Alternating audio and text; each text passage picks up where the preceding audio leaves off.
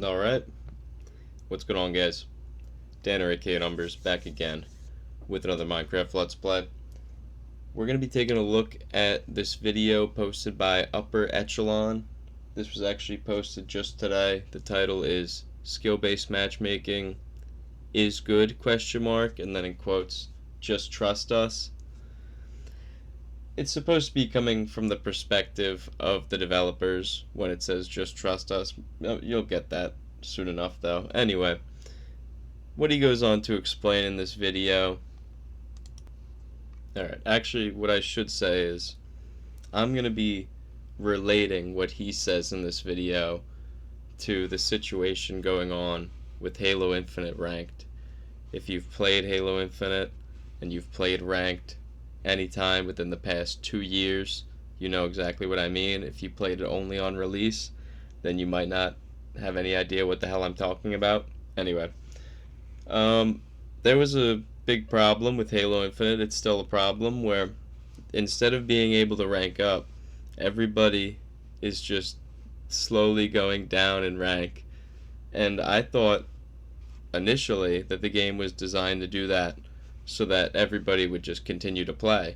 Like that's just what made the most logical sense to me at the time.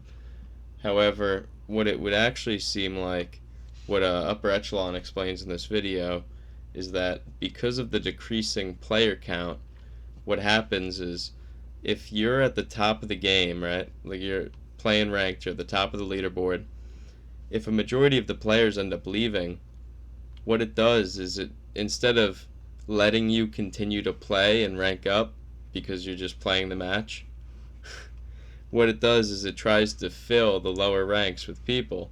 So essentially somebody needs to be in those spots and they just gradually move you down the ladder. It's actually kind of funny here. We're going to listen to it.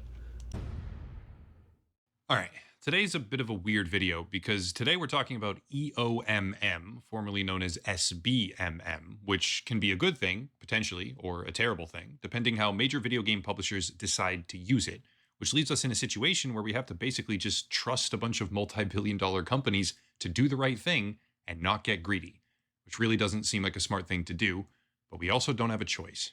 First thing to understand is that major video game publishers definitively are very greedy. They heavily utilize underage gambling, almost exclusively because it's unregulated and highly addictive. And they attempt to manipulate the political narrative of that greed by referring to these loot boxes as fun little surprise mechanics on a global stage. That was Electronic Arts in particular in front of the UK Parliament, actually. Do you consider We don't call them loot boxes. I think that was whatever term but- you wish to apply yeah, to them, do you consider them ethical? So what we look at as surprise mechanics, but Ranking system for placements on a leaderboard. SBMM goes through and basically assigns players to a match based on whether or not it thinks those players are equally skilled to face each other. The direct result is that you get a larger percentage of games where the skill gap is narrow, which means a closer score, increased relative challenge, and overall a more enjoyable experience, with air quotes around that. So they say. Well, EOMM is engagement optimized matchmaking, and it goes even further by maximizing the amount of time a player will be willing to spend online, even so far as to modify outcomes for that very purpose. Example, hypothetical example, by the way. If you play a game and every time you go on a hot streak of roughly 5 or 6 consecutive games winning, you quit because you're superstitious or something like that, and you think that this preserves the streak for next time you get on, and you also like to end on a high note, which is super uncommon, I know. Most people go on rage tilt losing streaks and then quit. They don't quit while they're winning or ahead, but bear with me.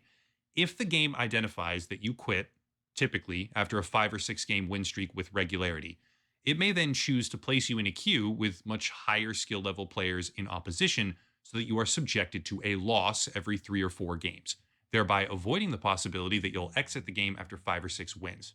See, this right here is a secret study that they ran where they gathered data with the matchmaking algorithm on and then more data with the algorithm turned off. Good for a player to quit throughout a match. In figure 4, we observed that the quit rate significantly increases across 80% of players, and only the top 10% see a meaningful decrease in quit rates.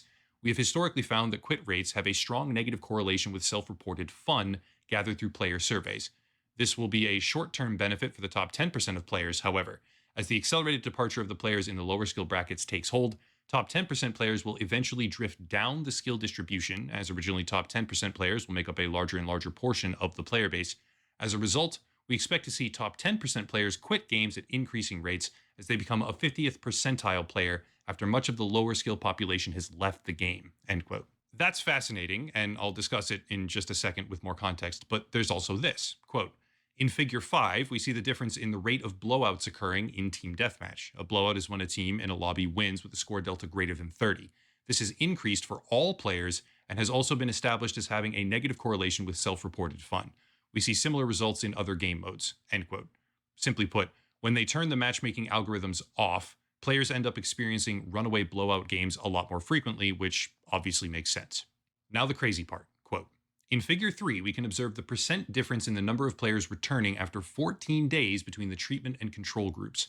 With deprioritized skill, returning player rate was down significantly for 90% of players. The 10% of highest skilled players came back in increased numbers, but in aggregate, we see meaningfully fewer players coming back to the game. This effect may appear small, but this change was observable within the duration of the test.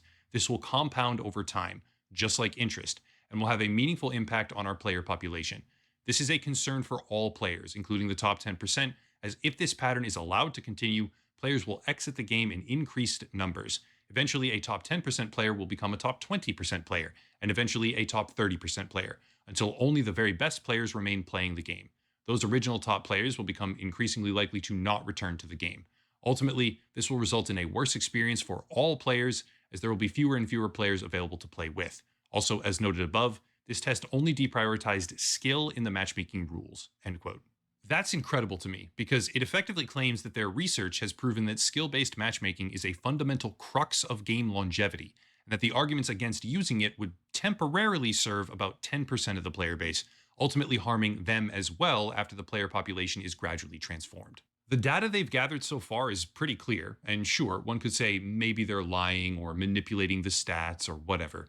But taking this at face value, skill-based matchmaking has a pretty noticeable impact on player satisfaction.